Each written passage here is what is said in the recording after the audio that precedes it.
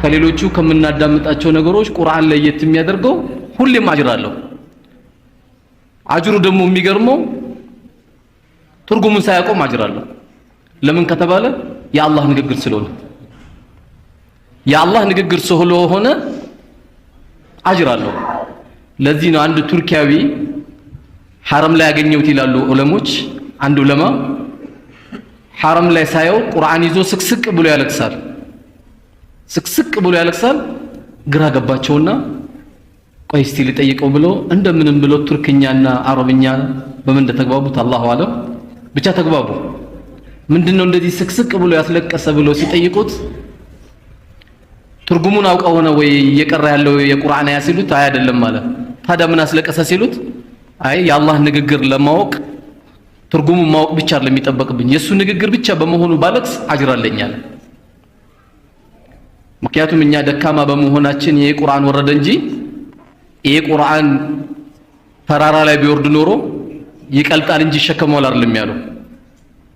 ግን አላህ በተከበረው ቃሉ ምን ማንነታችን ስለነገረን ምን ብሎናል አላህ والله يريد أن يتوب عليكم ويريد الذين يتبعون الشهوات أن تميلوا ميلا عظيما يريد الله أن يخفف عنكم وخلق الإنسان ضعيفا والله يريد أن يتوب عليكم الله أن أنت نكر للاችሁ ይፈልጋል ሁሉም በሩ ክፍት ነው አላህ ነገር ግን ويريد الذين يتبعون الشهوات እነዛ ስሜታቸውን የሚከተሉ የሆኑ ሰዎች አንተ ሚሉ ሸህዋቲ መዘንበልን ይዘነበላሉ። ነገር ግን ጌታችሁ አላህ ማለት يريد الله أن يخفف عنكم الله ለናንተ ሁሉ ነገር ቀለል ሊያደርግላችሁ ይፈልጋል። ለምን ሊያቀልልን ፈለገ? ራሱ መልሱን ነገረን። وخلق الإنسان ضعيفا የሰው ልጅ ሲባል ደካማ ነው። የዓለም ተደዋዳቢ ከአራት ሰዓት በኋላ የቱ ጋር እንደተኛ የማያውቅም። የዓለም ባለስልጣን ከአራት ሰዓት በኋላ የት እንደተኛ የማያውቅም። ከኔ በላይ ጀግና የለም የምትለው ሰውዬ ለአራት ተሸክሞት አልጋ ሲቀይሩት ሁሉ አያውቅም። وخلق الإنسان ضعيفا ደካማ ስለሆነ ነው እኮ ሽንት ቤት አንኳኩተን የምንገባው እንጂ ያቺን የመሰለች ክትፋውን ሽንት ቤት መግባቷ ታሳዝን። ነገር ግን ደካሞች ስለሆነ ነው። وخلق الإنسان ضعيفا በቃ ደካማ አድርጎናል። ይህ ድክመታችን አላህ የሰጠን ትልቁ ስጦታችን ነው።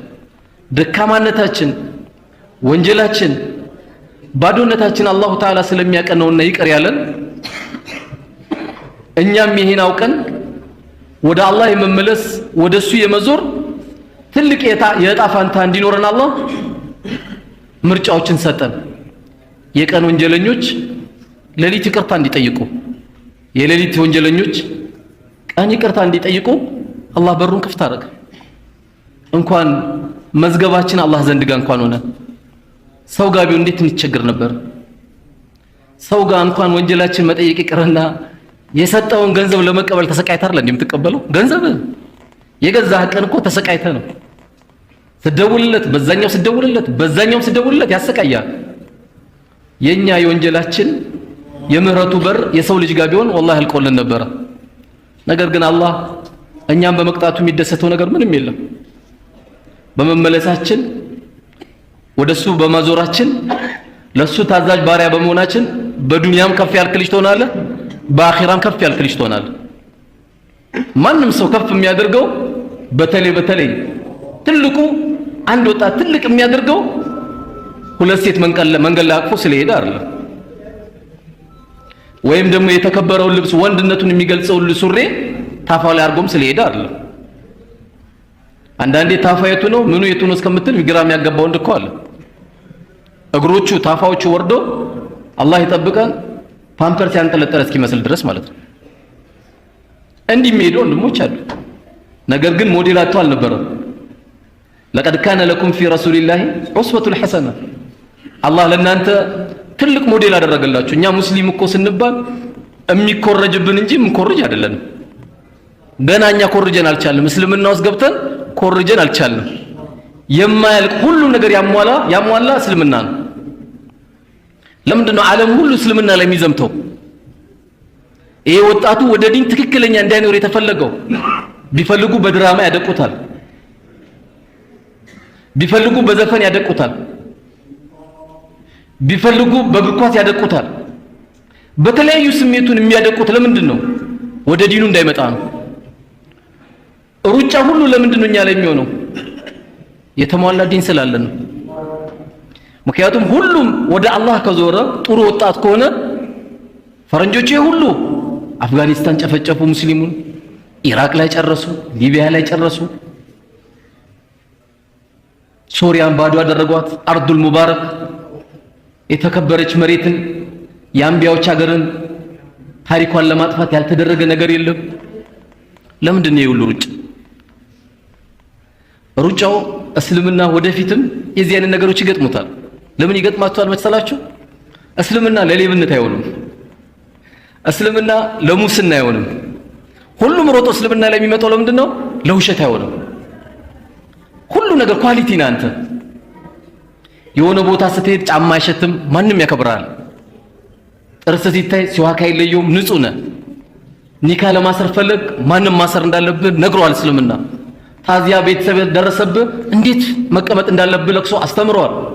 የአባታችን ውርስ እንዴት እንካፈል ምንም ችግር የለም፣ አላህ ካፍሎ ጨርሰዋል። ምንም የቀረው የለም ዲን። ግቦ ብትቀበል የሰጠውም የተቀበለውም የአላህ ቁጣ ይወረድበት ይላል። እንዴት ሄደህ ትቀበላለህ?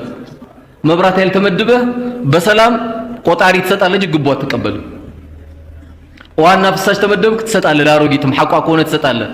አይ የመኪና ቁልፍ ካልያዘ ግቦ ካልተቀበልኩ አትልም። ለምን? እስልምና አለብህ፣ አላህ አለብህ ውስጥ። ሴት ማቀፍ ደስ ይላል፣ አላህ ፈጥሯቸዋል፣ ደስ ይላል። እንዴት ማቀፍ እንዳለብህ ደግሞ እስልምና አስተምሯል። ያለ ኒካ ስለማትጠጋ ማለት ነው። ከሷ ጋር መጫወት እስልምና ይወደዋል። በአንድ ጎጆ መቀመጥ ደስ ይለዋል።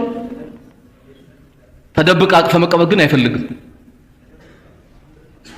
አንተ በዚህ ዘመን ሃይስኩል ተማሪ ኮንክ ወይ ዩኒቨርሲቲ ተማሪ ኮንክ ወላሂ እኔ የሴት ጓደኛ የለኝም ካል ጓደኞች የሚስቁበት ወቅት ላይ ነው ያለነው።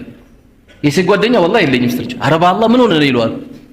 በሰላም ነው ግን ይለዋል። ሴቷም ስትጠይቅ ምንም ጓደኛ የለሽም? አዎ የለኝም ወላሂ ይሏታል። ታዚያ ሊነግሯት አይመስልም? ምክንያቱም አራድነት ሴት አቅፎ መሄድ ነው። ምን ችግር አለው? የምታቅፍበት ጊዜ እኮ አለ። እዚህ ጋር የኖሩት አባቶቻችን መስጊድ ያስገቡን አባቶቻችን እኮ ያህላል አቅፈው ነው እኮ እኛ መስጊድ ያስገቡን። ያለበዛ ቂብላ ይጠፋብሃል። ከአላህ ጋር አገናኛለሁ ብለህ በዚህ በወጣትነት እድሜ ደግሞ ከሴት ጋር በሐራም መልኩ ከተገናኘ ውስጥ ሁለቱ አብሮ አይቀመጡም፣ አይስማሙ። በጣም ትቸገራለህ። ሁሌ ይጋጩባል። በቃ የሆነ ነገር ሰርተህ መስጊድ ገባ ስትል በቃ አንተና አላህ ዘንድ የምታውቀው ነገር ስላለ በጣም ትጨነቃለህ። ያሳለፍከው ነገር አለ አንተና አላህ ብቻ። ያው መቼም አላህ እያንዳንዳችሁ በየጊዜው በምትሰሩት ወንጀል ቢይዛችሁ ኖሮ ማተረከ ፊል አርድ ሚን ዳባ አለ። አንድም ሰው መሬት ላይ ተንቀሳቃሽ አልነበረም ማለት። ግን አላህ ከ99 ስሞቹ መካከል አንዱ ምንድነው? ሰታር፣ ደባቂ ነው። ደብቆን እንጂ ስንት ጉድ ይወጣብን ነበረ። ደብቆን። ስለዚህ ወጣቶች ወላሂ ሁሉም ነገር ደርሱበታላችሁ። በመጀመሪያ ደረጃ ዛሬ ዳዋ በተንቀሳቀሰበት ዳዋ ቀዝቅዞ ባለበት ሂደት ላይ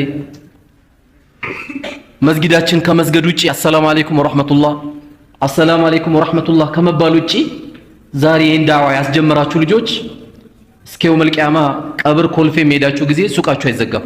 ይህን ዳዋ የጀመረ ሰው ትልቅ ሰደቀቱ ጃሪያን የጀመረው መስጊድ ሁሉም ነገር ነበረ፣ ሁሉም ነገር።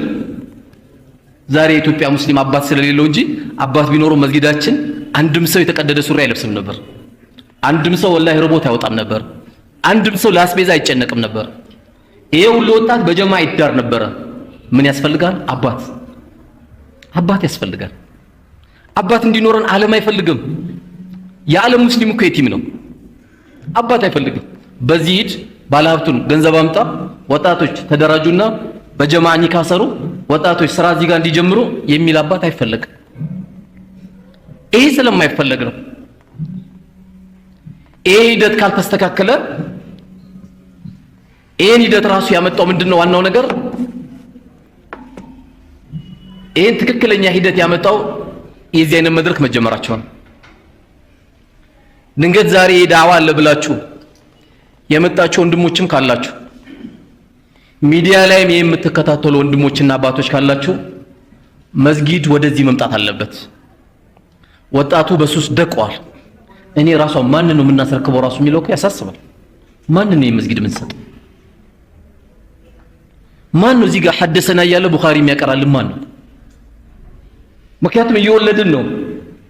ስለወለድኳት ልጅ እኮ ማን ነው የሚያገባት እኮ አሁን ነው እኮ የምትጀምረው። ጥሩ ትውልድ ከሌለ ማን ሊያገባን ነው? መንገድ ላይ ያለው ጎረምሳ ሊወስድብን ነው ማለት ነው።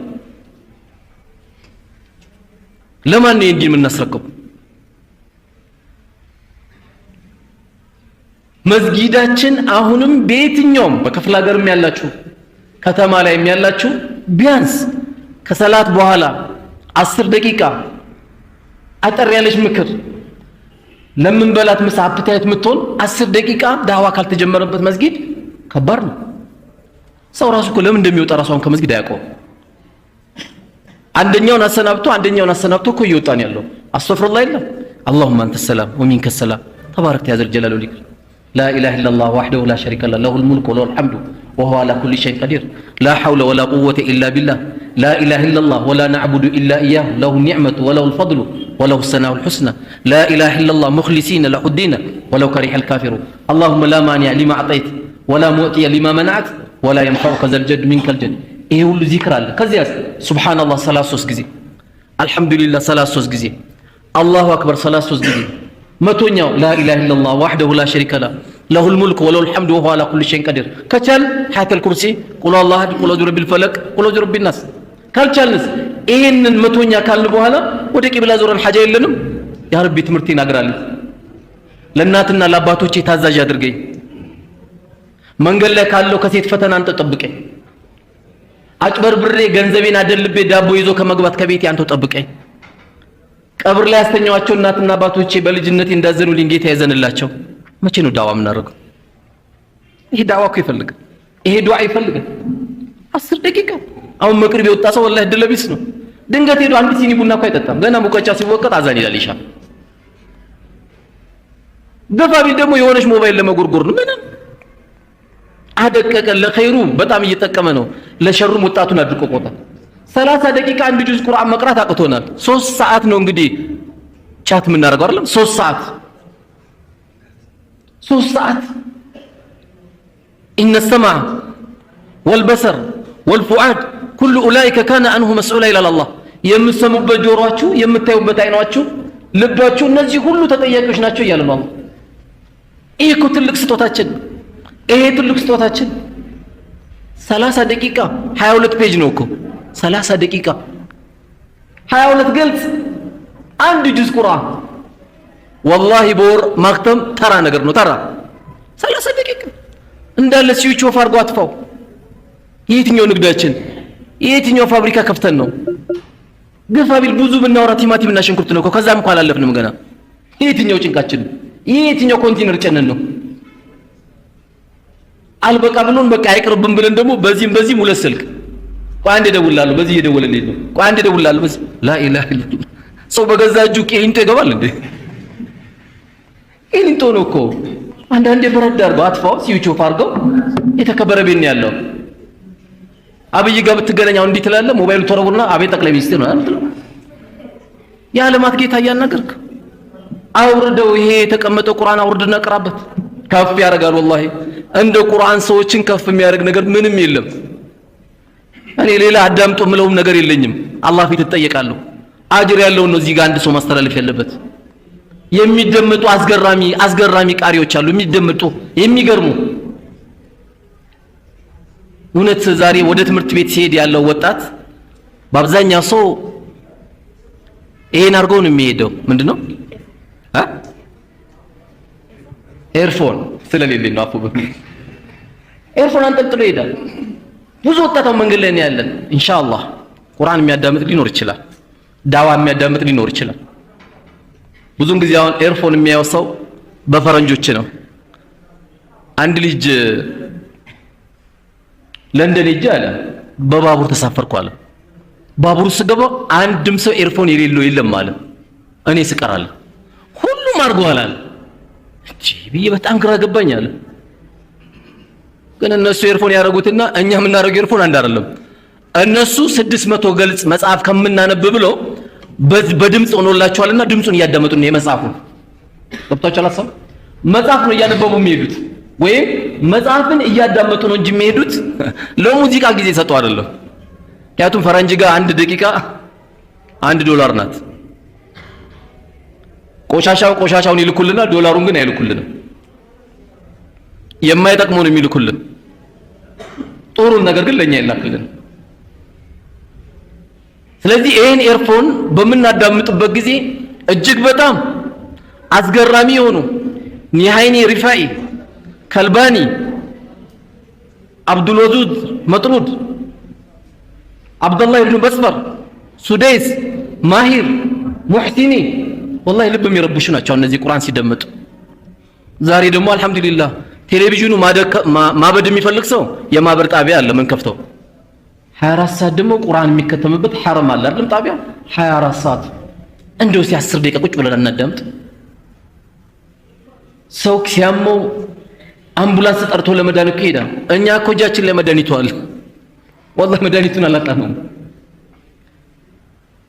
የሚያምርብህ ይሄ ነው ወጣትነትን ሊያሳምር የሚያሳምር የት ነስትባል መስጊድ ከረሙላ ቤት ምን አይጠበቅብም አንተ አላማላ የት ነበር ጆተኒ ቤት እንዳትል ያንተ አድራሻ አይደለም የአራዳዎች አድራሻ መስጊድ ነው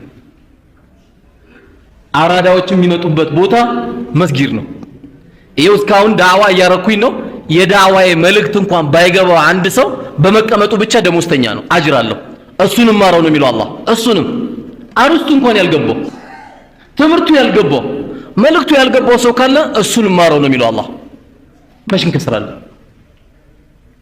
ምድር ላይም ካለው መጥፎ ቦታ ያሉት ነብዩ አለይሂ ሰላቱ ወሰለም የገበያ ቦታ ነው ለምን የኢትዮጵያውን የቻይናውን የጃፓኑ ምናምን ተብሎ ይዋሽበታል ያአላህ ብዙ የሚማልበት ውሸት መሐላዎች አሉ የዚህ ተቃራኒ ደግሞ ምርጥ ቦታ ብለው ረሱል አለይሂ ሰላቱ ወሰለም ብንወድም ባንወድም ከዚህ ቤት ነው ዱንያ ለቀም እንወጣው ነው አይደለም የመጨረሻ ማንም የሚሰናበተው ከቤቱ አይደለም ከመስጊድ ነው እብድም ሆነ ጤነኛም ሆነ ሙእሚንም ሆነ ይሄ ልጅ አይሰግድም ጀናዛውን አንሰግድበትም ተብሎ እስካሁን አልተመለሰም ለምን የቤተሰብ ቀልብ እንዳይሰበር ተብሎ ተሰግዶ ግን ይወጣል ማናችንም ስንወጣ ከዚህ ቤት የመጨረሻችን ተሰናብተን የምንሄድበት ነው አድራሻ የት ነህ ኡሚ አፉ በይ መስጊድ ነኝ እኮ ሐያ አለ ሰላ ሲባሉ ጥቼ ነው ኡሚ በል አትፈር ፊልም ቤትም የተሰለፉት አላፈሩም እኮ 3 ሰዓት ቻት የሚጻጻፉት ከሴት ጋር አላፈሩም ለምን ታፍራለህ መድረሳ ነኝ መስጊድ ነኝ አይ መስጊዳችን አካባቢ ምስኪኖች አሉ ለነሱ ስራ እየሰራን ነው ኡሚ አይ መስጊዳችን ዛሬ ቆሽሾ እያጸዳን ነው መስጊድ ነው ትልቁ አድራሻ የአንድ ትውልድ መገኛ መስጊድ ነው ለምንድን ነው አንድ ባል ወንድ ልጅ መጥቶ ልጃችሁን ከጠየቀ ወይ መታችሁን ከጠየቀ ምን ብላችሁ ጠይቁ ነው የተባለው ቻይና ይመላለሳል አይመላለስም ነው ነገሩ የሚጠይቀው እኔ ነው ሱቅ አለው ሱቅ የለውም ነው በርግጥ አንድ ሰው አንድ እህትን ሲያጭ ራሱን ባልቻለበት ሂደት ዳር ውስጥ አይገባም ነገር ግን አንድ ወንድማችሁን አንድ እህታችሁን ወይም አንድ ልጃችሁን መጥቶ ጥያቄ ከጠየቃችሁ ምን በሉ አሉ ረሱል አለይሂ ሰላቱ ወሰለም اذا جاءكم من ترضون دينه وخلقه سبحان الله اذا جاءكم እናንተ ጋር ከመጣ ካንኳኳ من ترضون دينه وخلقه ስነ ምግባሩ ያማረና ዲኑ ያማረ ሰው እናንተ ጋር ከመጣ ለምን መጣ ልጃችሁን ስጡኝ እህትን ስጠኝ ብሎ ከመጣ ፈዘውጁ ዳሩት እሺ በሉት ለምን ዲን ካለ ስነ ምግባር ካለ አንተ አማች አይደለም አባቱ ነህ ምክንያቱም ብዙ ጊዜ በአገራችን አማች ሲባል ቃሉ ራሱ ይፈራዳል ወይ እንትና አማች ይባላል አይደል ይሄ ልጅ እኮ በጣም የተመረቀ ነው ከአማቾቹ ጋር ለመጀመሪያ ጊዜ ሰላም የሆነ ይሄ ልጅ ነው ይባላል አንዳንድ ቦታ አክላቅ ላለው ጥሩ ስነ ምግባር ያሟላ ወንድማችን ግን ከሆነ ያከብራል ማንን ያከብራል አባቷን ያከብራል እናቷን ያከብራል ለምን ትልቁ ነገር አለው የአንድ ትውልድ ትልቁ መገለጫ ስነ ምግባር ስለሆነ ይኸው የሚገርማችሁ እኔ በጣም ወላሂ ሱብሃንአላህ በጣም የሚገርመን ረሱል አለይሂ ሰላቱ ወሰላም ቀብር ነው ያሉት። ነገር ግን ዓለምን እየመሩ አይደለም። ዓለም እኮ ካልመራው እያለ እየመራ አይደለም። ዓለም የመሳሪያ ማት እየመጣ የወታደር ማት እያመጣ እየመራክ አይደለም። እሳቸው ግን ቀብር ሆነው እየመሩን ያሉት። ቀብር ሆነው እየመሩን ያሉት። እንዴት ህይወታችንን መኖር እንዳለብን በደንብ አድርገው አስተምረውናል። ይሄ ሁሉ ምን ለምዚህ ያበቃቸው ምንድነው? የአላህ መላእክተኛ ስነ ምግባር ነው። አላህ ምን አላቸው? ይሄ ለሁላችንም የምንመኘው ነው። እሳቸው በጣም በሚገርም ሁኔታ ረሱል አለይሂ ሰላቱ ወሰላም አባቶችን በደንብ ስሙኝ፣ ወንድሞችን በደንብ ስሙኝ። አሁንም ዱዓ ስታደርጉ እሳቸው ያደረጉትን ዱዓ ነው ማድረግ ያለባችሁ። እኔ አባት ነኝ ምን አባ ከበላ ከጠጣ አይባልም። ከምግቡና ከመጠጡ በላይ ምን አባ እኔ ቤት ሰርቼልህ መኪና ገዝቼልህ አትበል። ካንተ መኪና በላይ ስነ ምግባር አስተምሮ ልጅን። እሳቸው እንኳን ለስነ ምግባር ካላቸው ትልቅ ዓለምን በስነ ምግባር መሬት ላይ ወርደው አሳይተዋል። ግን ከሚያደርጉት ዱዓ የነበረው ምን ነበረ? اللهم احسن خلقي كما احسنت خلقي። ጌታዬ ያፈጣጠሬን እንዳሳመርከው ስነ ምግባሬን አሳምሮ ይላሉ አሽረፍ الخلق ሰለዋቱላሂ ወሰላሙ ዐለይሂ። እሳቸው እንዲሁ ያደርጉ ነበር። አባቶችም አምስቴ ነኝ ማለት ያለባቸው 10፣ ወንድሞችም 10። اللهم احسن خلقي كما احسنت خلقي። ስነ ምግባር ነው እኮ ዛሬ ጠፋው። ስነ ምግባር አማና ጠፋ፣ እንትን ጠፋ፣ እንትን ጠፋ። ላ የዚህ ሁሉ መገለጫ ስነ ምግባር ነው።